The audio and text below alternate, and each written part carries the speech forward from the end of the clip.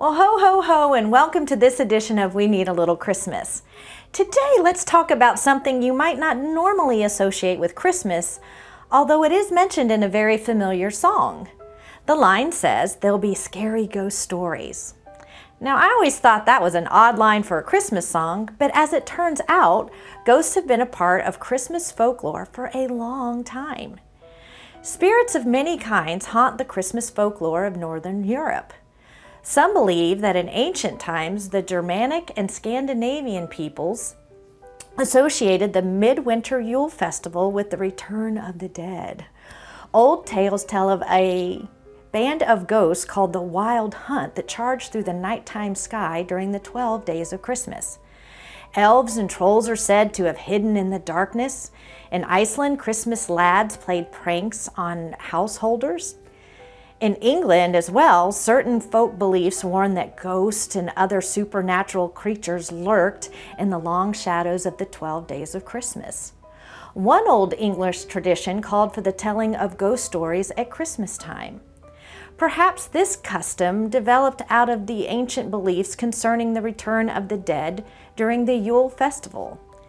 Indeed, in the 8th century, St. Bede, a scholarly English monk, wrote that Anglo-Saxon people left food on their tables overnight during the Christmas season so that the visiting spirits could partake of the feast. In spite of these yearly visits, it took the English Christmas ghost another millennia to achieve notoriety.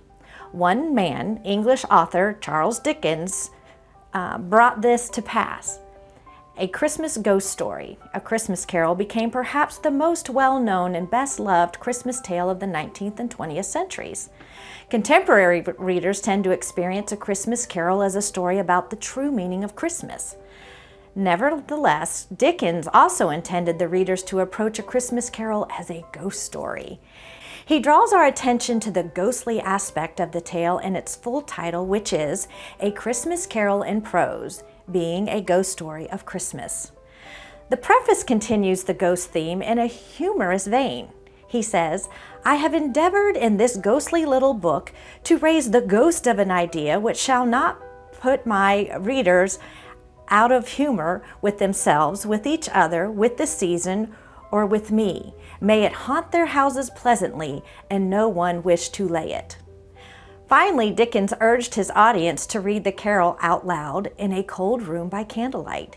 He so enjoyed ghost stories that he wrote a number of them over the years, including several more Christmas ghost stories, such as the story of the goblins who stole a sexton, the haunted man, the haunted house, and a Christmas tree.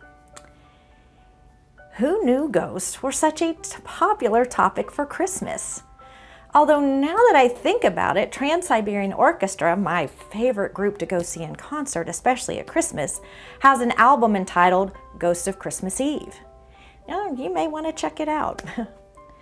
So what was I saying? Oh yes, A Christmas Carol and Ghost. Well, perhaps you will remember some of this information that we shared with you today the next time you are reading or enjoying watching A Christmas Carol, and hopefully it will add to your experience. So until next time, Merry Christmas to you today and every day.